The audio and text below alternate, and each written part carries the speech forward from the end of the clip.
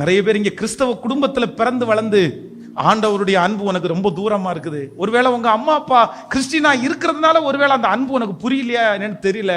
ஆனா இல்லப்பா, ஆண்டவருடைய அன்பை நீ ருசிச்சு பாரு. ரொம்ப பெரிய அன்பு. உங்க அம்மா உன்னை படி பைபிள் படின்னு பிரஸ் பண்றதுனால, ஜோமன்னு சொல்றதுனால ஒருவேளை உனக்கு ஜெபம் வெறுப்பா இருக்கலாம், உனக்கு பைபிள் வெறுப்பா இருக்கலாம். ஆனா உண்மையிலே அது கிடையாதுடா, அது உண்மையிலே கிடையாது. நீ படிச்சு பாரு, நீ ஜெபிச்சு பாரு.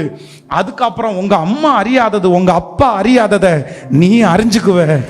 அவரை ருசிக்க ருசிக்க ருசிக்க அதனுடைய அனுபவம் ரொம்ப பெருசு. நீ கண்டிப்பா மாறிதான் போகணும். என்னால முடியல பாஸ்டர், என்னால முடியலண்ணே, எனக்கு பயமா இருக்குது. எப்படி நான் சொல்றேன், நீ ஏன் அதை குறிச்சு ஃபீல் பண்ற? நீ எதுக்கு உன்னை ஃபீல் பண்ற? நீ இவ்வளவு தூரம் ஆண்டவர் உன்னை கொண்டு வந்திருக்கிறார்ல, இவ்வளவு தூரம் கர்த்தர் 5 நாள் உன்னை இங்க உட்கார வச்சிருக்காருல்ல. கண்டிப்பா சொல்றேன், உன்னை விடணும்னு நினைச்சிருந்தாருன்னா கண்டிப்பா இங்க கூட்டிட்டு வந்திருக்க மாட்டாரு. உன்னை விடக்கூடாதுன்னு நினைச்சதுனால தான்டா உன்னை கூட்டிட்டு வந்திருக்கிறாரு.